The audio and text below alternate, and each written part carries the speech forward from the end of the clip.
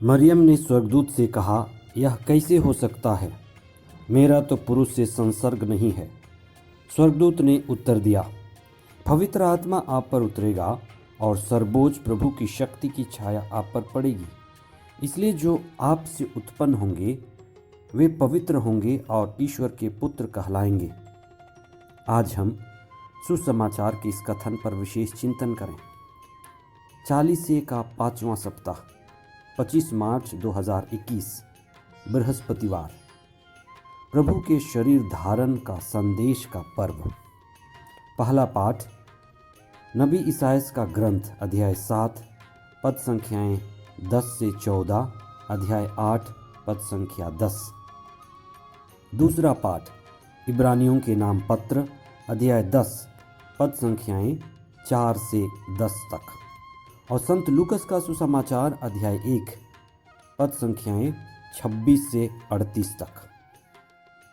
सारी सृष्टि ईश्वर की महिमा का बखान करती है तथा मानव समुदाय भी ईश्वर की कलाकृति की एक अद्भुत झलक है। मनुष्य ईश्वर की सृष्टि का ताज है।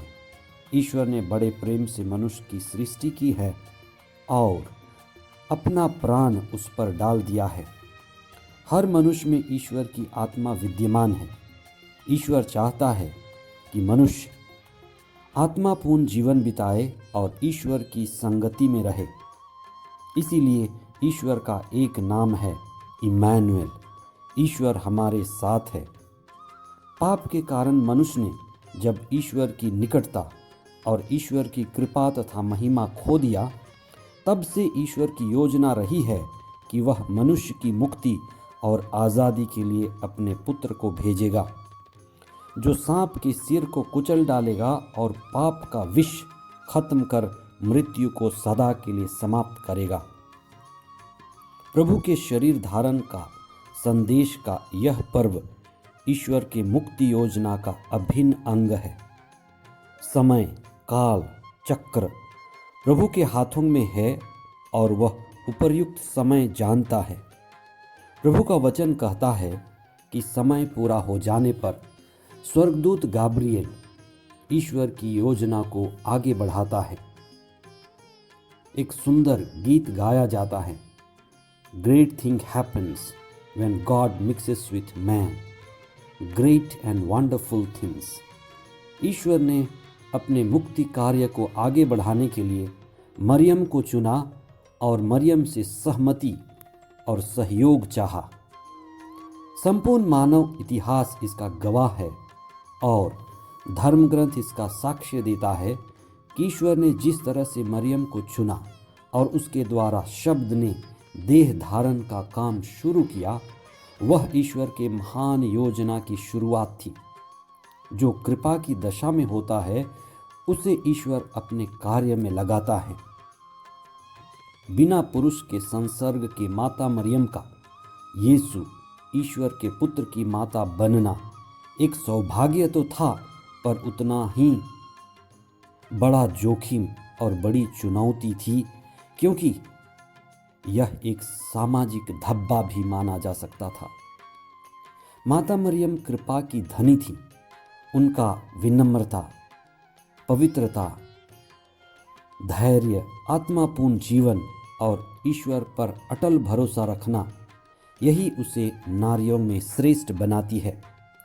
जो ईश्वर की योजना पूरी करता है उसके लिए ईश्वर की अपार कृपा पर्याप्त मात्रा में मिलती है।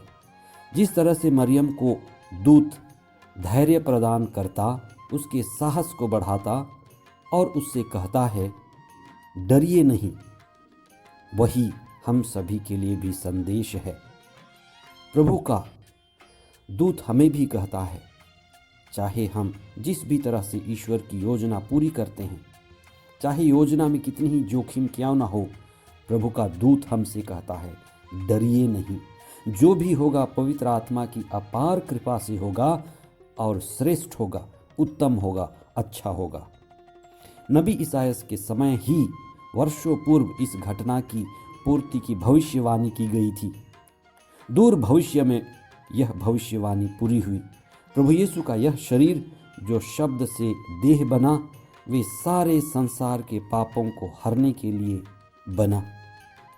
प्रभु यीशु के शरीर धारण और क्रूस मरण द्वारा ईश्वर हमारे पापों के प्रभाव और मृत्यु को अनंत काल के लिए समाप्त कर देता है, और यही हमारे मुक्ति इतिहास की सबसे बड़ी कहानी है।